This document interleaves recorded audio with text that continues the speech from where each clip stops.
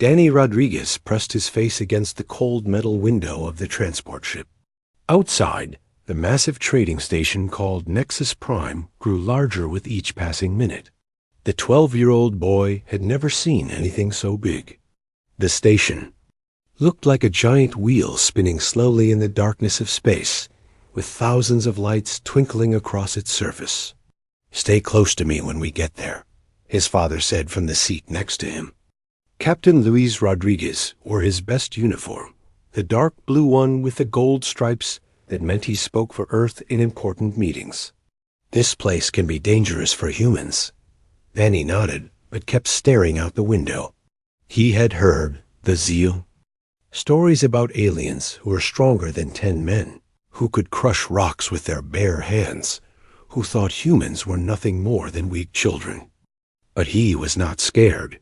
His father was the bravest man he knew, and today they were going to make history. The docking bay was huge and filled with ships from dozens of different worlds. Danny saw vessels that looked like giant insects, others that seemed to be made of living crystal, and some that moved through the air without any visible engines. The air smelled strange, like metal and ozone and something else he could not name. As they walked through the station's corridors, Danny tried not to stare at the aliens they passed. There were tall, thin creatures with 4 arms and skin like tree bark, short, round beings covered in fur who spoke in high-pitched squeaks, and others that looked so strange he could not even describe them. "The meeting is in 2 hours, Captain Rodriguez told his son as they entered the central plaza. "We need to check in with Ambassador Carter first. Then you can wait in the observation area while I negotiate." The central plaza was the heart of Nexus Prime. It stretched out like a vast indoor park, with strange plants from different worlds growing in carefully tended gardens. Hundreds of beings from across the galaxy moved through the space, talking, trading, and conducting business. High above, a transparent dome showed the stars beyond. Danny was looking up at the dome when it happened. He took a step backward to get a better view and bumped into something large and solid. He heard a crash and the sound of liquid splashing on the metal floor. When he turned around, his heart nearly stopped. Standing above him was the biggest creature he had ever seen. The alien was at least 8 feet tall, with green-scaled skin and yellow eyes that burned like fire. Its mouth was full of sharp teeth, and muscles bulged under its dark military uniform. This was a Zephyrian, one of the warrior race that ruled a quarter of the galaxy. At the alien's feet lay the broken pieces of what looked like a ceremonial cup, and purple liquid was spreading across the floor. The creature's drink, whatever it had been, was now splattered everywhere. "I'm sorry," Danny said quickly, his voice small in the sudden silence that had fallen over the plaza. "I didn't mean to bump into you. I was just looking at the stars, and I wasn't watching where I was going." The Zephyrian warriors stared down at him with those burning yellow eyes. Around them, other aliens had stopped what they were doing to watch. Danny could feel hundreds of eyes on him, waiting to see what would happen. "You clumsy little mammal," the warrior said in a voice like grinding stone. His words were translated by the universal communicators that everyone wore, but the anger in his tone needed no translation. "Do you know what you have done?" Captain Rodriguez pushed through the crowd toward them. "Danny, get behind me," he called out, but he was still 20 feet away. The Zephyrian's name tag read Commander Thackalon. He was a decorated officer, as shown by the metal pins on his chest. His species was known throughout the galaxy for their strength and their short tempers. They were also known for their belief that showing weakness was the greatest shame possible. "That drink was blessed by the priests of Zephyr Prime," Thackalon said, his voice getting louder. "It took 3 months to prepare, and I was saving it for my victory celebration after I crush your pathetic species in the upcoming negotiations." "I said I was sorry," Danny replied, trying to keep his voice steady. "It was an accident." I can help you clean it up. Or maybe there's a way to get another one." Some of the aliens in the crowd made sounds that might have been laughter. A few whispered to each other in languages the translators could not handle. Danny heard the word human several times, always followed by sounds of amusement or disgust. Commander Thakkalon's eyes grew brighter, and his massive hands clenched into fists. "Sorry?" he repeated. "You think sorry is enough? Your entire race is nothing but weak, clumsy children who have no business walking among their betters." Captain Rodriguez was pushing harder through the crowd now, but there were too many beings in the way. "Excuse me, let me through. That's my son." The Zephyrian commander looked around at the watching crowd, as if making sure everyone could see what he was about to do. "Let this be a lesson," he announced in a voice that carried across the entire plaza. "This is what happens when inferior species forget their place." Danny saw the massive hand coming toward his face, but there was nothing he could do. Time seemed to slow down as the scaled fist moved through the air. He tried to duck, tried to run, tried to do anything, but the Zephyrian was too fast and too strong. The blow caught him on the left side of his head with the sound of breaking bone. Pain exploded through his skull like lightning, and the world spun around him. He felt his feet leave the ground as the force of the hit sent him flying backward. When he hit the metal floor, Danny could taste blood in his mouth. His vision was blurry, and there was a terrible ringing in his ears. He tried to get up, but his body would not obey him. Something warm was running down the side of his face. "Danny!"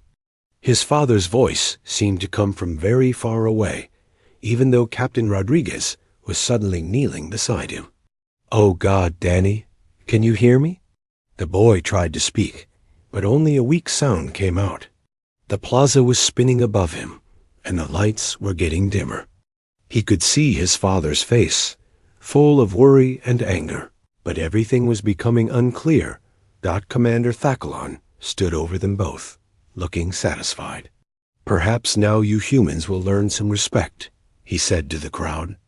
"Your children are as weak as the rest of you." The other aliens in the plaza watched in silence. Some looked shocked, others seemed pleased, and a few appeared bored, as if they had seen this kind of thing before. No one moved to help the injured human boy. Captain Rodriguez gathered his son in his arms, trying to stop the bleeding from Danny's ear and nose. "Get me a medical team," he shouted to anyone who would listen. "My son needs help right now." A few aliens moved away from the scene, but most continued to watch. Danny could hear his father talking to him, telling him everything would be okay, that help was coming, that he just needed to stay awake. But staying awake was getting harder with each passing second as darkness closed in around him. Danny's last clear thought was about the look in Commander Thakkalon's eyes. It was not just anger or disgust. It was the look of someone who truly believed that humans were nothing more than insects to be stepped on when they got in the way. The Zephyrian commander walked away without looking back, leaving the human father holding his broken son in the middle of the silent plaza. Around them, the business of the galaxy continued, as if nothing important had happened at all. The news traveled faster than light itself across human space. Within hours of the attack on Nexus Prime, every human colony, station, and ship had received the same message.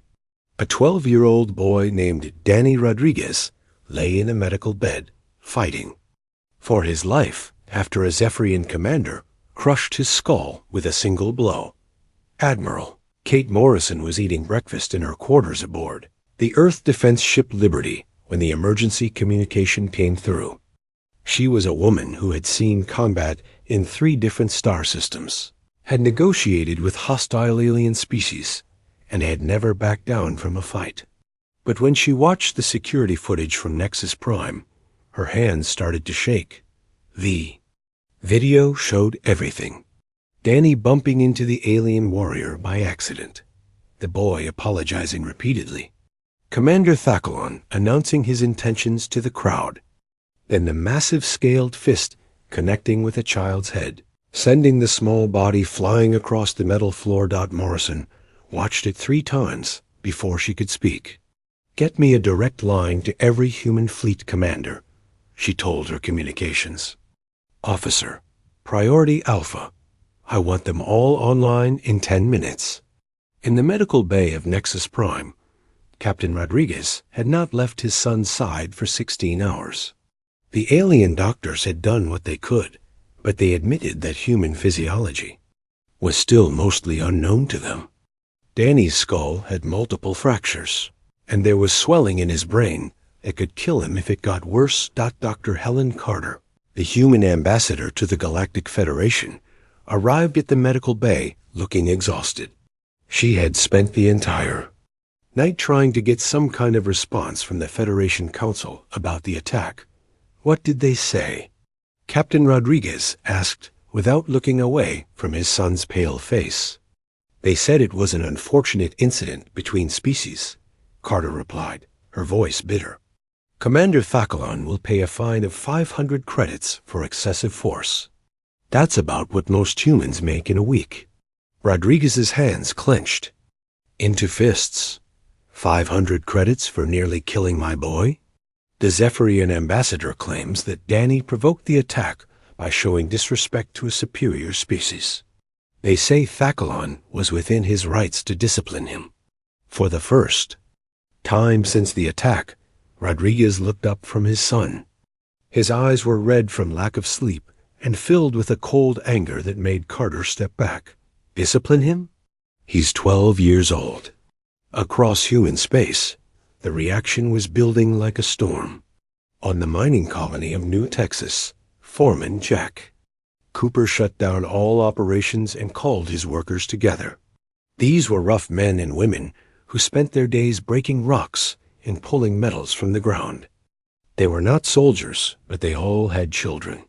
"You all saw the video," Cooper told the assembled miners. "That alien monster nearly killed a human boy for bumping into him. Now the Federation says it was just an incident. What do you think we should do about it?" The response was immediate and loud. Every person in that room had the same answer. It was time to show the galaxy what happened when someone hurt a human child. On the corporate security station orbiting Mars, Commander Lisa Park received similar reports from her teams. These were professional fighters, trained in both human and alien combat techniques. They had been studying every species in the Federation since first contact, learning their weaknesses and their strengths. "Ma'am, we're getting requests from 17 different security companies," her aide reported. "They all want to know if we're going to respond to the attack." Park looked out at the red planet below, where millions of humans lived and worked and raised their families. "Tell them to stand by. Something tells me we're going to need every ship we can get." In the outer colonies, where humans lived on the edge of known space, the news hit even harder. These were people who had left Earth to build new lives among the stars. They faced dangers every day that most people could not imagine. But they had never faced anything like this that Captain Jake Sullivan commanded. A fleet of cargo ships that carried supplies between the outer worlds. His ships were not military vessels, but they were tough and reliable. More importantly, the people who flew them were tough and reliable too. "The Federation thinks we're just going to accept this," Sullivan told his captains during an emergency meeting. "They think we'll pay our taxes and keep our mouths shut while they let that monster walk free." "What are you suggesting?" asked Captain Maria Santos, whose ship carried medical supplies to the frontier worlds. "I'm suggesting we show them what humans do when someone hurts our kids," Sullivan replied. "We're not warriors like the Zephyrians. We're not politicians like the Galactic Council. But we're human, and that means something." Back on Nexus Prime, Danny had been unconscious for 20 hours when something changed. His vital signs, which had been weak and irregular, suddenly became stronger. The alien medical equipment began beeping more rapidly. "What's happening?" Captain Rodriguez asked the doctor, a tall creature with blue skin and 4 arms. "His brain activity is increasing," the doctor replied, studying the readings with obvious confusion. "This is unusual for his species. Based on the injury, he should be getting worse, not better." Rodriguez moved closer to his son's bed. "Danny, can you hear me?" The boy's eyes moved under his closed lids, and his fingers twitched slightly. He was still unconscious, but something was definitely happening. What the alien doctor did not understand was that humans were incredibly difficult to kill. Their species had evolved on a world where everything was trying to eat them. They had survived ice ages, plagues, wars, and disasters that would have wiped out most other species. A human child who was fighting for his life had resources that no alien could imagine. Meanwhile, Admiral Morrison was coordinating the largest military meeting in human history. Fleet commanders from every human world were linked into a secure communication network. Some of these people had never spoken to each other before, but they all understood what was at stake. "The Federation thinks this incident is closed," Morrison told them. "They believe that a small fine is enough justice for nearly murdering a human child. I want to know if you agree with that assessment." The response was immediate and unanimous. Every single commander said the same thing in different words. The attack on Danny Rodriguez was an attack on all of humanity, and it would not go unanswered. Colonel Ryan Murphy, head of human intelligence, had been preparing for this moment since first contact with alien species. He had spent years gathering information about every civilization in the Federation. He knew their military capabilities, their trade routes, their political weaknesses, and their fears. "The Zephyrians are strong, but they're predictable," Murphy told the assembled commanders. "They fight with honor, which means they follow rules. They expect their enemies to do the same. That gives us an advantage." "What kind of advantage?" asked Commander Betty White, who led the defense forces around Jupiter. "They've never fought humans before," Murphy replied with a cold smile. "They don't know what we're capable of when we're protecting our own." As the meeting continued, reports kept coming in from across human space. Civilian ships were being armed with whatever weapons could be found. Mining equipment was being converted into military hardware. Even passenger vessels were being modified for combat. Dr. Carter watched the growing response with both pride and fear. She had spent her career trying to find humanity's place in the galactic community through diplomacy and negotiation. Now it looked like her species was about to find its place through violence. "Are we really going to war over one boy?" she asked Morrison during a private communication.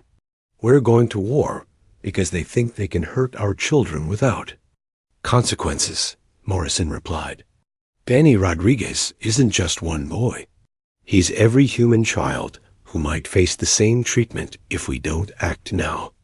As the second day ended, Danny's condition continued to improve. He was still unconscious, but the doctor said his brain was healing faster than should be possible. His father remained at his bedside, holding his small hand and whispering promises that everything would be all right. What Captain Rodriguez did not know was that his son had become the most important person in human space. Danny's fight for life had awakened something in humanity that the galaxy had never seen before. The boy who had been struck down for apologizing was about to become the reason why the stars themselves would tremble. 3 days after the attack, Danny Rodriguez opened his eyes for the first time. His father was sleeping in the chair beside his bed when the boy whispered his first word. "Dad?" Captain Rodriguez woke up instantly and leaned over his son. Danny's face was still swollen and covered with bandages, but his eyes were clear and focused. "I'm right here," Rodriguez said, trying not to cry with relief. "How do you feel?" "My head hurts," Danny replied in a weak voice. "What happened to me?" Rodriguez struggled to find the right words to explain. How do you tell a 12-year-old boy that an alien warrior nearly killed him for accidentally spilling a drink? How do you explain that the entire human race was now preparing for war because of what happened to him? You got hurt, Rodriguez said finally, but you're getting better now. The doctors say you're going to be okay. Danny tried to sit up, but winced at the pain. I remember the big alien. He was angry about his drink. Did I really make him that mad? It wasn't your fault, Rodriguez said firmly. You did nothing wrong. Nothing at all. What Danny did not know was that his recovery was being watched by every human in the galaxy. The news that he had woken up spread through human communication networks within minutes. On ships and stations and colonies across space, people cheered and cried and felt hope for the first time in days. But Danny's recovery also meant something else. It meant that humanity's response could move to the next level. Dr. Helen Carter was in a meeting with the Galactic Federation Council when she received the news about Danny. The council chamber was a massive dome filled with representatives from hundreds of different species. Most of them looked bored as they discussed trade agreements and territorial disputes. Carter had been trying for 3 days to get the council to take stronger action against Commander Thacklon. Every request had been denied or ignored. The Federation's official position was that the matter was closed. Ambassador Carter, said the council chairman, a floating jellyfish-like creature that spoke through electronic translation. You have requested to address this council 17 times about the same incident. We have already ruled on this matter. With respect, Chairman Veltar, a fine of 500 credits is not justice for the attempted murder of a child, Carter replied. Several council members made sounds that the translators interpreted as laughter. The Zephyrian representative, a female warrior named General Crytek, stood up from her seat. The human child showed disrespect to a superior officer, Crytek said, in a voice like grinding metal. Commander Thacklon was well within his rights to discipline the creature. If anything, he showed restraint by not killing it outright. Carter felt her anger rising, but she kept her voice calm. Danny Rodriguez is not a creature. He is a 12-year-old boy who accidentally bumped into your commander and immediately apologized. Apologies mean nothing without proper submission, Crytek replied. Your species needs to learn its place in the galactic order. Perhaps this incident will teach you that lesson. What General Crytek did not know was that humans had already learned their lesson. They had learned that the Galactic Federation would not protect them. They had learned that other species saw them as inferior creatures to be disciplined when convenient. Most importantly, they had learned that if they wanted justice, they would have to take it themselves. On the outer rim of Zephyrian space, Colonel Ryan Murphy was putting the final touches on a plan that had been 3 years in the making. His intelligence teams had mapped every major Zephyrian military installation, identified their supply routes, and studied their combat tactics until they knew them better than the Zephyrians themselves. The beauty of fighting an honorable enemy, Murphy explained to his staff, is that they always do exactly what you expect them to do. Murphy's plan was simple in concept, but devastating in execution. The Zephyrians believed that warfare should be conducted between warriors, with civilians left alone. They had never faced an enemy that would target their supply lines, disrupt their communications, and attack their support systems instead of their military forces. We're not going to fight them ship to ship, Murphy continued. We're going to make it impossible for them to fight at all. Meanwhile, across human space, the mobilization was reaching incredible levels. Admiral Morrison had never seen anything like it. Civilian volunteers were signing up faster than they could be processed. Mining companies were donating entire fleets of ships. Even children were contributing by collecting scrap metal that could be turned into weapons. But the most impressive response came from an unexpected source. Captain Jake Sullivan had managed to organize every independent trader, smuggler, and freight hauler in human space into what he called the Merchant Marine. We know every back route, every hidden asteroid field, and every shortcut between here and Zephyrian space, Sullivan told Morrison during a secure communication. More importantly, we know how to move cargo without being detected. And right now, our cargo is going to be weapons and soldiers. Morrison was amazed by what she was seeing. Humanity had never been unified like this before. On Earth, different nations had fought each other for thousands of years. In space, different colonies and corporations often competed for resources and territory. But the attack on Danny Rodriguez had changed everything. It's like they woke up something that was sleeping, Morrison told her aide. Something that's been part of human nature since we first started protecting our children from wild animals. The Zephyrian Empire was beginning to notice the unusual activity in human space, but they were not particularly concerned. General, Krytek had received reports of increased ship movements and communication traffic among human worlds, but she dismissed them as panic from an inferior species. Let them scramble around like frightened animals, she told Commander Thakalon during a briefing on his flagship. It will make their eventual submission all the more satisfying. Thakalon was basking in the attention he had received since the incident on Nexus Prime. His fellow warriors praised him for putting the humans in their place. Military news networks had interviewed him about the proper way to deal with disrespectful aliens. He had even been promoted and given command of a battle fleet. I should thank that human child, Thakalon said with what passed for a smile among his species. His weakness has brought me great honor. What neither of them realized was that human intelligence operatives had been listening to their communications for months. Every word they spoke, every plan they made, every movement of their fleets was being recorded and analyzed by Murphy's teams. But perhaps the most important development was happening in the most unlikely place. Danny Rodriguez, still recovering, in the medical bay on Nexus Prime, had become a symbol that was inspiring humans across the galaxy. His father had started recording short messages from Danny and sending them to human communities everywhere. The boy did not understand the full impact of what had happened to him, but he wanted other human children to know that he was okay. Hi, everyone, Danny said in one of these messages, his voice still weak but determined. I know a lot of you are worried about me, but I'm getting better every day. The doctors say I'll be able to go home soon. He paused, touching the bandages on his head. I want you to know that I'm not scared anymore. My dad told me that sometimes bad things happen to good people, but that doesn't mean we should stop being good.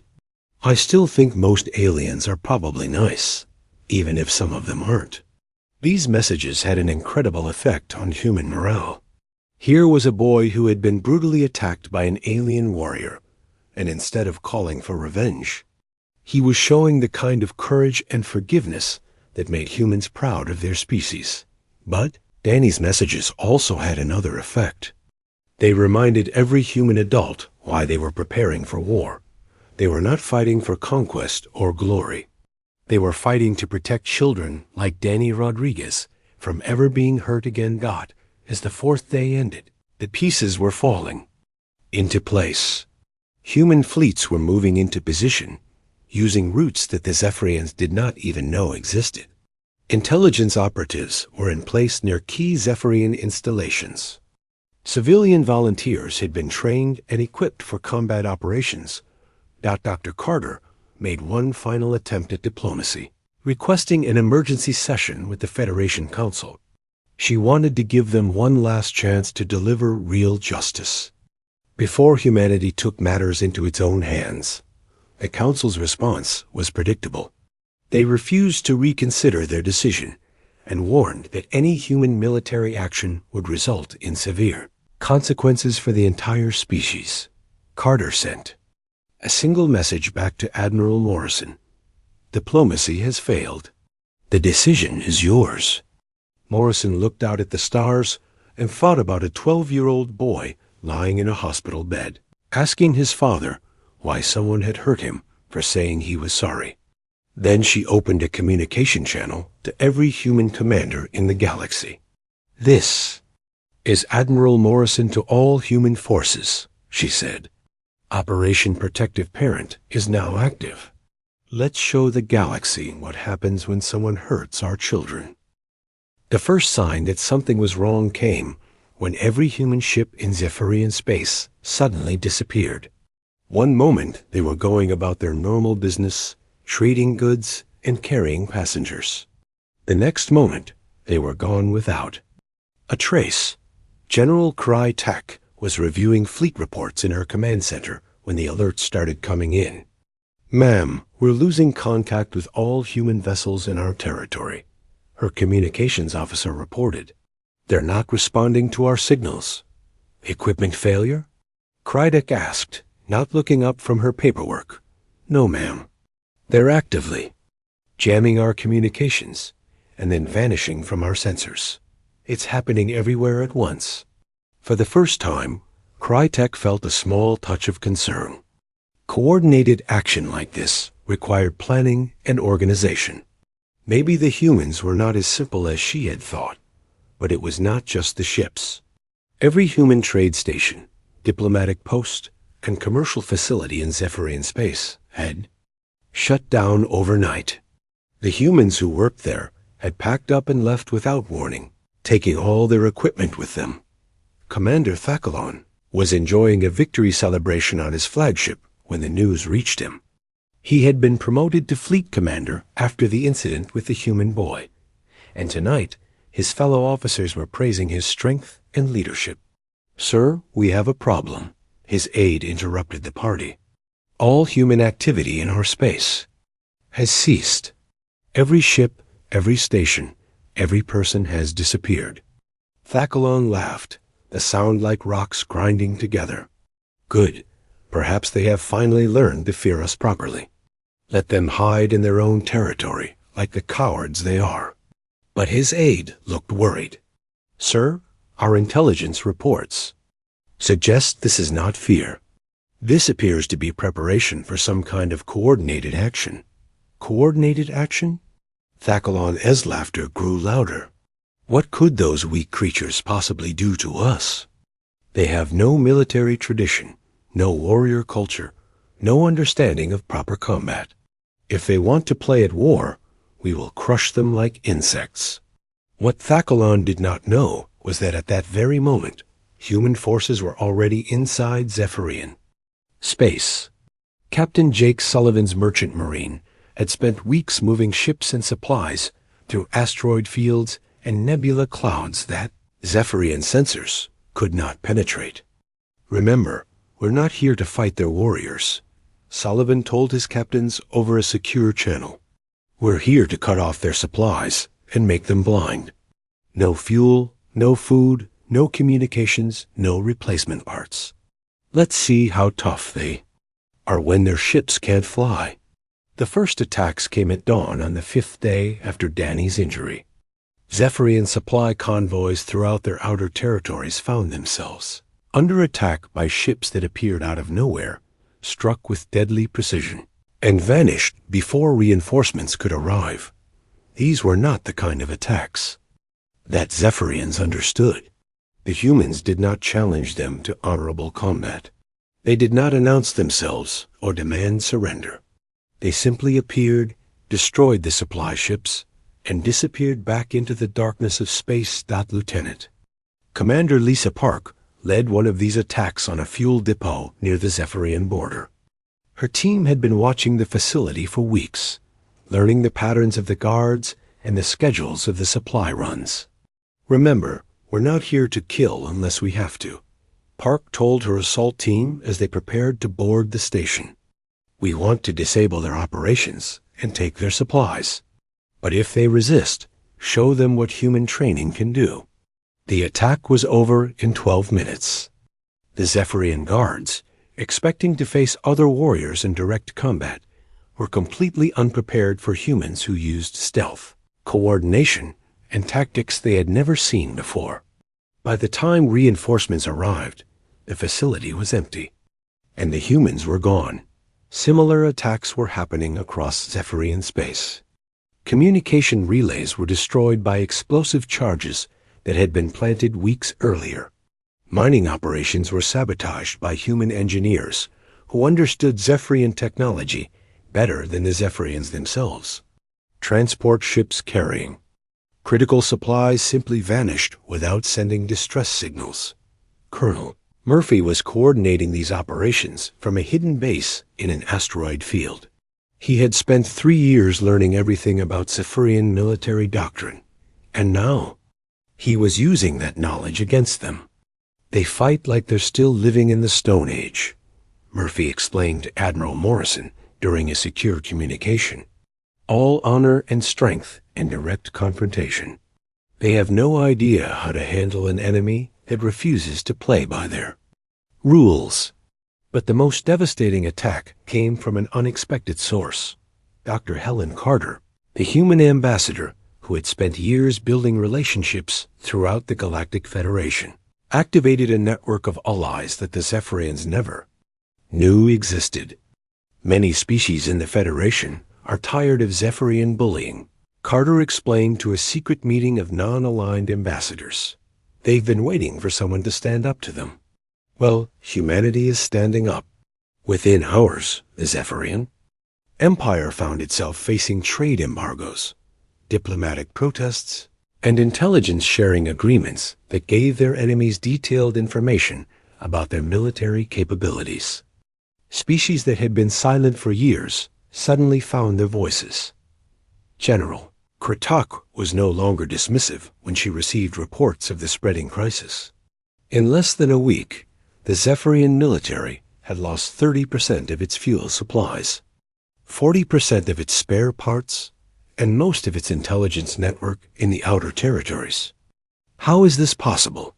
She demanded during an emergency meeting with her staff. They are primitives with no military experience. They should not be capable of this level of coordination. Ma'am, our intelligence was wrong, her aide replied. Carefully. The humans have been studying us for years. They know our supply routes, our communication codes, our tactical procedures. They're using our own strength against us. For the first time in his career, Commander Thacklon felt something he had never experienced before: uncertainty. His fleet had been ordered to hunt down the human raiders, but every time they arrived at an attack site, they found nothing but empty space and destroyed equipment. They fight without honor, he complained to his officers. They strike from the shadows like cowards and run when faced with real warriors. But his second-in-command, a veteran warrior named Captain Zektal, looked thoughtful. Sir, perhaps. We need to reconsider our approach.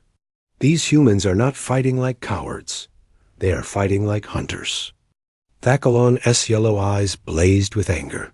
Hunters? We are the apex predators of the galaxy. No species is more feared in combat than the Zephyrians. Yes, sir, but we are used to fighting other predators, Zektal replied. The humans are not trying to prove their strength. They are trying to eliminate ours. It's a different kind of warfare entirely. Meanwhile, on Nexus Prime, Danny Rodriguez was finally strong enough to leave the medical bay. His father walked with him through the station's corridors, amazed how much his son had recovered. The doctors had said it was the fastest healing they had ever seen in any species. Dad, why are there so many news reporters here? Danny asked as they passed a group of alien journalists waiting outside the medical center. They want to talk to you about what happened, Rodriguez explained. You've become famous across the galaxy. Danny did not understand why everyone was so interested in him. He was just a boy who had accidentally bumped into an alien and gotten hurt.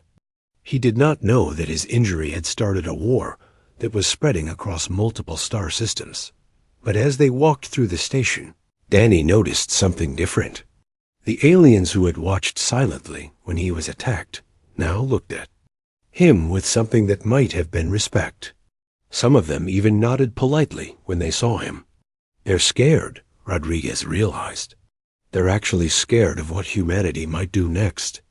The war was entering its second week when the first major Zephyrian military defeat occurred. A battle fleet led by Admiral Torgon had been sent to secure the outer territories and eliminate the human raiders.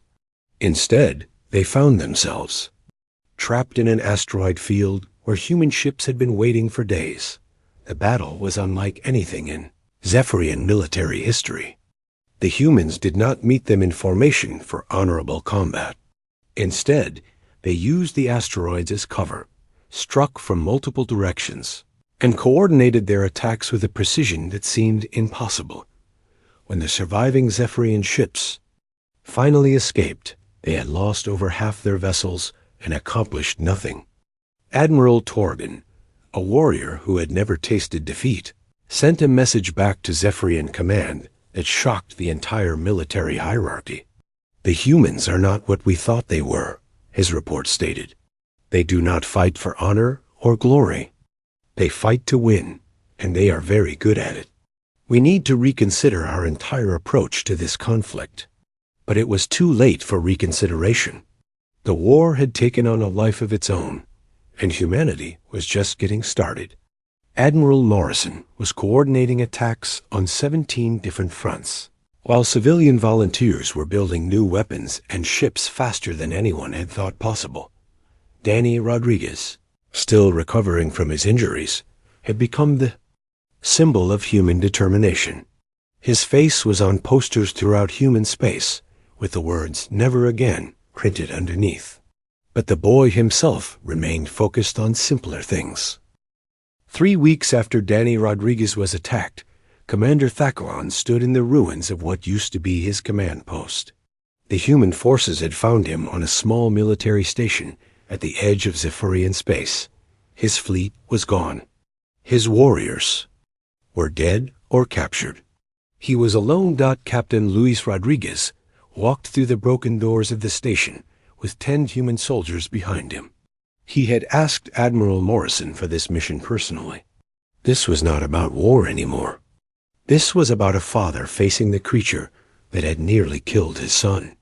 "Commander Thacklon," Rodriguez said in a calm voice, "I believe we need to talk."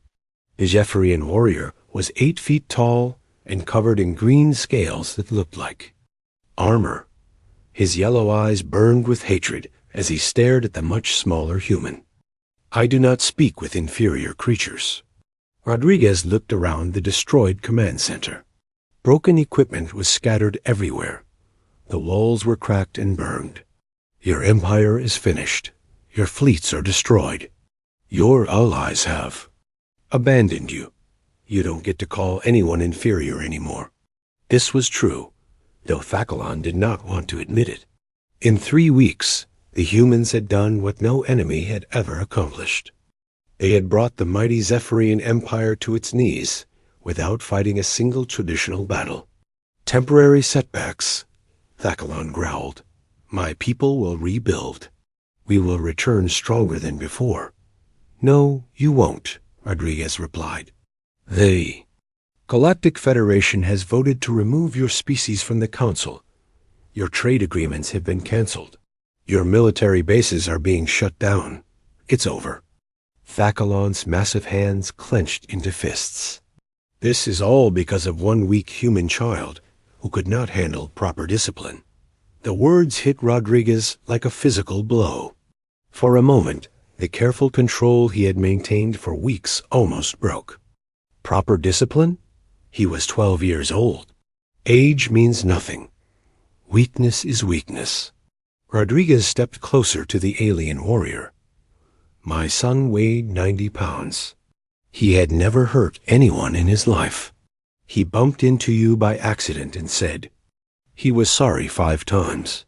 What part of that deserved a broken skull?" For the first time, something flickered in Thacklon's eyes that might have been uncertainty. He showed disrespect to a superior being. "He was looking at the stars through a window," Rodriguez said, his voice getting harder. "He was 12 years old and excited to see space for the first time. When he bumped into you, he immediately apologized and offered to help clean up your drink. How is that disrespectful? Thackalon had no answer. In his culture, any interaction between superior and inferior beings required specific protocols. The human child had not followed those protocols. Therefore, discipline was required. Your species does not understand the natural order, Thackalon said finally. The strong rule, the weak serve. This has always been the way. Rodriguez smiled, but it was not a kind expression. You're right about one thing. The strong do rule. But you made a mistake about who the strong really are. The proof was all around them. The Zephyrian military station had been one of their most secure facilities, protected by shields and weapons that should have made it impossible to attack. The humans had taken it in less than an hour, using tactics that the Zephyrians could not understand or counter. Your people fight without honor, Thackalon accused. You strike from shadows like cowards. You attack supply lines instead of facing warriors in battle. We fight to win, Rodriguez replied. We don't care about your honor. We care about results. This was the fundamental difference between the two species. Zephyrians fought for glory, honor, and the right to dominate others. Humans fought to protect their families and their way of life. When those were threatened, humans would use any tactic necessary to ensure victory. Where is your honor in attacking an unarmed child? Rodriguez asked. Thackalon's eyes blazed brighter. I was teaching a lesson that your species needed to learn. You taught us a lesson, all right? You taught us that we can't trust the galaxy to protect our children. You taught us that if we want justice, we have to take it ourselves. Most importantly, you taught us that we're a lot stronger than anyone thought. The human campaign had been devastating in its efficiency. While the Zephyrians expected direct military confrontation, the humans had attacked their infrastructure, their supply lines, their communication networks, and their political alliances. They had turned the galaxy's other species against the Zephyrians by showing them what bullies really looked like. The Federation will never accept your species as leaders, Thackalon said, but his voice lacked conviction. They already have. Rodriguez replied. The vote was unanimous yesterday. Earth has been granted a permanent seat on the Federation Council. They're also giving us control of 3 star systems as reparations for the attack on my son. This news hit Thackalon like a physical blow. The idea that humans could rise to such power in just 3 weeks was impossible to believe. Yet the evidence was all around him. Rodriguez reached into his jacket and pulled out a small device. I want to show you something. The device projected a holographic image into the air between them. It showed Danny Rodriguez sitting in a hospital bed, his head covered in bandages, struggling to remember his own name because of the brain damage caused by Thackalon's attack. This is what your discipline looked like, Rodriguez said quietly. A 12-year-old boy who couldn't remember his father's face for 3 days because you hit him so hard. Thackalon stared at the image, and for the first time, something that might have been doubt crept into his mind. The child survived. Barely. He had surgery to relieve pressure on his brain. He was unconscious for 20 hours. The doctors weren't sure he would ever wake up.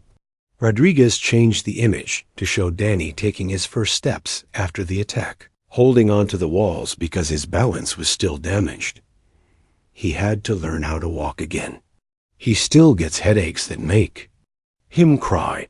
Sometimes he forgets things that happened just minutes before. But he recovered, Thackalon said weakly. Because humans are tougher than you thought, Rodriguez replied. But that's not the point. The point is that you nearly murdered a child for apologizing to you. The hologram changed again, showing Danny's first video message to human colonies across the galaxy. The boy was pale and weak, but he was smiling as he told other children not to be afraid. Do you know what he said about you? Rodriguez asked. He said he hoped you weren't really a bad person, just someone who made a mistake. When he was angry, even after you almost killed him, he was still trying to give you the benefit of the doubt. For the first time in his life, Thackalon felt something he had never experienced before: shame, looking at the human child who had shown him more mercy than he had ever shown anyone. The Zephyrian warrior began to understand what he had really done. "I was following the traditions of my people," he said, but the words sounded hollow. "Your traditions are wrong," Rodriguez said simply. "Any culture that thinks it's acceptable to attack children is sick. That's why your empire is falling apart. That's why your allies have abandoned you. That's why you're standing here alone, while my species takes over your territory." Rodriguez walked closer to the alien warrior until they were only a few feet apart. "You want to know the real difference between humans and Zephyrians? When someone hurts our children, we don't just get angry. We get organized. We get creative. We get absolutely relentless. And we don't stop until justice is done."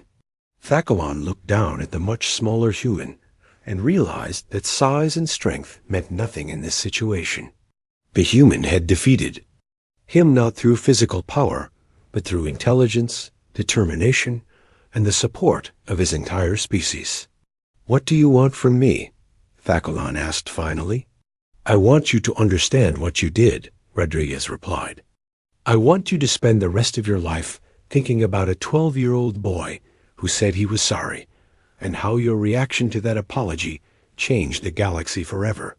The hologram changed one more time, showing Danny, as he was now, recovered, but forever changed by his injuries. "He's going to be fine," Rodriguez said, "but he'll carry the scars of what you did for the rest of his life, and so will you." Rodriguez turned to leave, then stopped and looked back at the defeated alien. "Warrior, and Thackalon? The next time your species thinks about attacking human children, remember this conversation. Remember how quickly we brought your empire to its knees. Remember that humans don't forgive, and we don't forget." As the humans left the ruined command center, Thackalon sank to his knees among the debris. He had thought he was teaching a lesson to an inferior species. Instead, he had awakened something that would reshape the entire galaxy. 6 months later, Danny Rodriguez stood on the observation deck of Earth's new orbital command center. His father stood beside him, watching as ships from dozens of human worlds gathered for a celebration of their species' new status as a major galactic power.